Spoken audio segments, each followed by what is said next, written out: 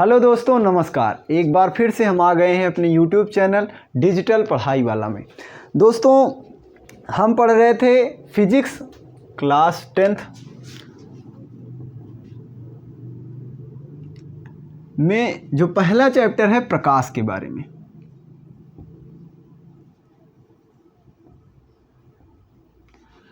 तो प्रकाश क्या होता है, प्रकाश के कैसे कैसे गुण होते हैं, दीप्त वस्तुएं क्या होती हैं, कुछ अदीप्त वस्तुएं होती हैं वो क्या होती हैं, ये पिछले वीडियो में हमने डिस्कशन कर लिया। अगर आपने वो वीडियो अभी तक नहीं देखा है तो पहले वो पहला पार्ट आप देख लीजिए ताकि आपको ये आगे की चीज़ें समझ में आए।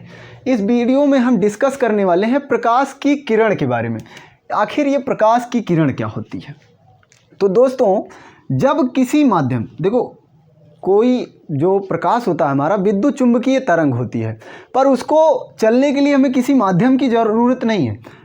पर जब किसी माध्यम में कोई प्रकाश एक बिंदु से, मान लेते हैं कहीं कोई प्रकाश स्रोत है, इससे प्रकाश किरण निकल रही है, एक बिंदु से दूसरी बिंदु तक जब प्रकाश सीधे या कहें ऋजु रेखीय मार्ग पे जो चलता है, इसको हम कहते हैं प्रकाश किरण पुंज। प्रकाश की किरण कहते हैं, किरण।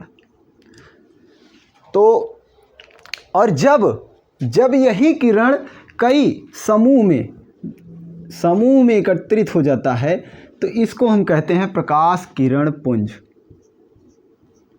इसमें बहुत सारी तरंगें या बहुत सारी किरण जो आ गई तो ये हो गया हमारा पुंज। तो अब ये जो प्रकाश किरण पुंज होता है ये 3 तरह का होता है। पहला है अभिसारी और दूसरा है अपसारी और तीसरा होता है समांतर।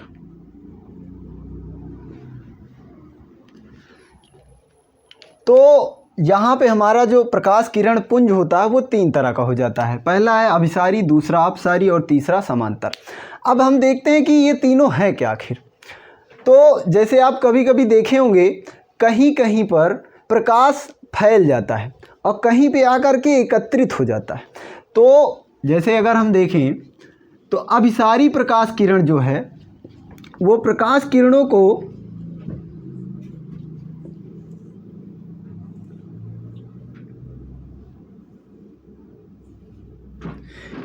किसी एक बिंदु पर, अभिसारी में क्या होगा, प्रकाश की जितनी भी किरण होंगी वो किसी एक बिंदु पर ला करके एकत्रित कर देगा। अब ये कब होता है, जैसे अगर हम उत्तल लेंस का प्रयोग करें और इधर से बहुत सारी प्रकाश की किरण को गुजारें, अभी ये आगे हम देखेंगे कि कैसे ये सब होता है।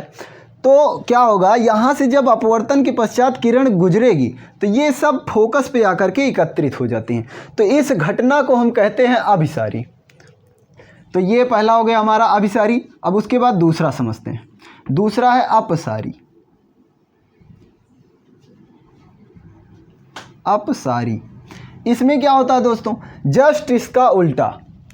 जब प्रकाश की किरण एक ही बिंदु से आती हुई प्रतीत हो, बहुत सी प्रकाश की किरणें, देखो इसमें क्या हो रहा है कि एक ही बिंदु से सभी प्रकाश की जितनी भी किरण है वो निकल रही हैं। तो जब इस तरह से हो कि एक ही बिंदु से प्रकाश की किरणें बहुत सी निकल रही हों तो उसको हम कहते हैं अपसारी। आई होप दोस्तों ये दोनों टॉपिक आपको क्लियर हो गया होगा। अब इसके बाद तीसरा आता है जो कि है समांतर। तो जब 2 प्रकाश की किरणें, जैसे एक किरण ये है, दूसरा ये है, तीसरा ये, इस तरह से कोई, अब ये चाहे जितना इसको हम आगे बढ़ा दें ये कहीं पर आपस में मिलने वाली नहीं है। जब 2 किरणें ऐसी हों, इस तरह से चल रही हों कि वो आपस में कभी ना मिले, तो इसको हम कहते हैं समांतर किरण पुंज। तब इसको हम क्या कहेंगे, समांतर किरण पुंज। तो ये तो था हमारा छोटा सा टॉपिक प्रकाश की किरण के बारे में, जिसमें हमने ये जाना कि प्रकाश की किरण क्या होता है। फिर ये 3 प्रकार के होते हैं, अभिसारी, अपसारी और समांतर। अपसारी क्या होता है कि जो प्रकाश की किरणों को एकत्रित कर दे, और अपसारी क्या होता है जो प्रकाश की किरणों को फैला दे। जैसा कि आप अगर देखें हो तो मोबाइल से जब हम लाइट को ऑन करते हैं या कभी हम जब टॉर्च को ऑन करते हैं तो प्रकाश ऐसे फैल जाता है। तो इस तरह जो प्रकाश फैलता है तो इसको हम कहते हैं अपसारी। और एक होता है समांतर। इसमें प्रकाश की किरणें, दो किरण ऐसे चल रही है तो वो कभी भी आपस में मिलेगी नहीं। पिछले कुछ सेकंड में हमने देखा कि प्रकाश की किरण क्या होती है। अब इसमें हमने देखना है प्रकाश का परावर्तन। दोस्तों ये बहुत ही ज़्यादा इम्पोर्टेंट टॉपिक है बोर्ड परीक्षा के लिए। आप 10th में अगर आप पिछले साल का पेपर देखेंगे तो बहुत ही बार ये पूछा जा चुका है कि प्रकाश का परावर्तन क्या होता है, प्रकाश के परावर्तन का नियम क्या होता है। तो अभी हम देखने वाले हैं कि प्रकाश का परावर्तन क्या होता है। बहुत ध्यान से समझेंगे दोस्तों। अगर हम हमारे पास अगर कोई समतल दर्पण है, समतल दर्पण आपके घर पे भी होगा, आप देखे भी होंगे समतल दर्पण, जैसे कि क्या होता है दोस्तों, शीशा। तो उसको आप ले लीजिए, तो ये हो गया हमारा समतल दर्पण। जब समतल दर्पण पर कहीं से कोई प्रकाश की किरण आपतित होती है, कोई प्रकाश की किरण आपतित होती है और उसी माध्यम में वापस लौट जाती है, जैसे ये प्रकाश की किरण आपतित हुई और उसी माध्यम में वापस लौट जाती है। यहाँ से ये कोई बिंदु है जहाँ पे प्रकाश की किरण आई और यहीं से टकराया और यहीं से प्रकाश की किरण दूसरी साइड से, जैसे इस साइड से आया तो दूसरी साइड से उसी माध्यम में, देखो यही मान लेते हैं ये N1 माध्यम है, तो इसी माध्यम में ये किरण भी है, यानी कि माध्यम बदल नहीं रहा है। तो जब प्रकाश की किरण किसी समतल दर्पण से टकराकर उसी माध्यम में वापस लौट जाती है, इस घटना को हम कहते हैं प्रकाश का परावर्तन। इस पूरी घटना को हम क्या कहेंगे, प्रकाश का परावर्तन। प्रकाश का परावर्तन। अब इसके बाद क्या है दोस्तों कि जैसे अगर मान लेते हैं कि इसका नाम A है, A से कोई प्रकाश की किरण चली है, B पर वो आपतित हो रही है और C से वो परावर्तित हो जा रही है C की ओर। तब अगर हम B पर एक लंब खींचें, B पर हम एक लंब खींचे जो कि आपतित किरण और परावर्तित किरण के बीचों बीच से होकर जाए। तो अब यहाँ पे जब हमने एक लंब खींच दिया तो इस लंब को हम कहेंगे अभिलंब। तो यहाँ पे देखो ए बी जो है वो हमारा हो गया आपतित किरण, ये हो गया हमारा आपतित किरण, यानी कि ए बी का नाम अगर हम लिखें तो ये हो गई आपतित किरण। और बी सी यानी कि प्रकाश की किरण ऐसे आई और ऐसे चली गई। बी सी जो है वो है परावर्तित किरण, बी सी जो है वो है हमारा परावर्तित किरण। अब जो हमने यहाँ बी पर आपतन बिंदु, बी क्या है हमारा, बी है आपतन बिंदु, जहाँ पे प्रकाश की किरण आपतित हुई है, जहाँ पे प्रकाश की किरण आपतित हुई है, इस बिंदु को हम क्या कहेंगे, आपतन बिंदु। तो बी हमारा हो गया आपतन बिंदु। और बी एन जो इस पे हमने लंब खींचा है तो बी एन हो जाएगा हमारा अभिलंब। बी एन को हम क्या कहेंगे, बी एन को कहेंगे अभिलंब है। तो ये होता है प्रकाश का परावर्तन। आई होप दोस्तों ये आपको अच्छे से समझ में आ गया होगा कि जब प्रकाश की किरण किसी समतल दर्पण पर आपतित होती है, उसी माध्यम में वापस लौट जाने की घटना को हम कहते हैं प्रकाश का परावर्तन। और इसमें ए बी जो होगा वो हमारा हो जाएगा आपतित किरण, बी सी जो होगा वो हो जाएगा हमारा परावर्तित किरण, और बी जो हो जाएगा वो हो जाएगा आपतन बिंदु, और बी एन होगा अभिलंब। अब दोस्तों यहाँ पे देखने वाली ये बात है कि इस रेखा, इस किरण और इस किरण या इस अभिलंब के बीच में कुछ कोण बन रहा है, और ये वाली रेखा और ये वाली रेखा के बीच में भी कुछ कोण बन रहा है। तो जब आपतित किरण और अभिलंब के बीच में कोण बनेगा तो उसको हम कहेंगे आपतन कोण। इसको हम क्या कहेंगे, आपतन कोण। और जब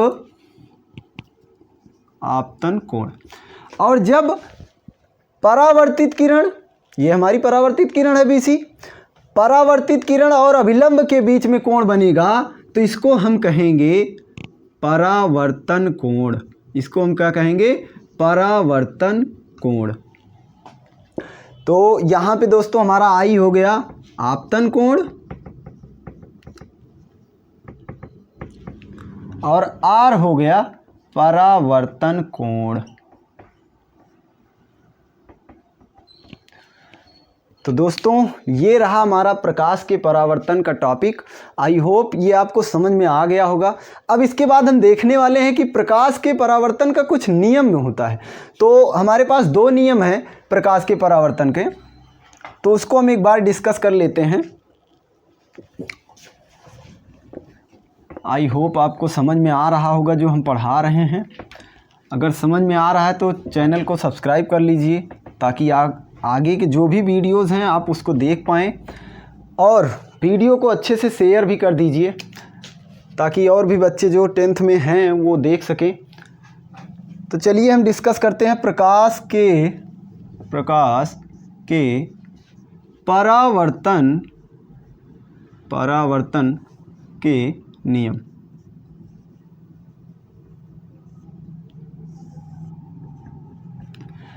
दोस्तों ये भी बहुत इम्पोर्टेंट है,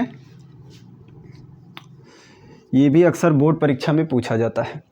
तो इसमें क्या है, हमारे पास 2 नियम हैं, प्रकाश के परावर्तन संबंधी 2 नियम हैं। अभी अभी हमने देखा था कि जब किसी समतल दर्पण पर प्रकाश आपतित होता है तो उसी माध्यम में वापस लौट जाता है, और जहाँ पर प्रकाश आपतित होता है इसको हम कहते हैं आपतन बिंदु, और इससे खींचा गया लंब कहलाता है अभिलंब। इसका हमने नाम भी रखा था ABC और ये था N। अब दोस्तों इसमें देखो, इसी में इसका नियम भी है। आप देख रहे होंगे कि प्रकाश जो आपतित हो रहा है और जो प्रकाश परावर्तित हो जा रहा है, यानी कि आपतित प्रकाश AB, परावर्तित प्रकाश BC और अभिलंब यानी कि BN। अभिलंब हमारा क्या है? B है और N, BN। आपतित प्रकाश AB, परावर्तित प्रकाश BC और अभिलंब BN, तीनों एक ही तल में हैं, एक ही तल में।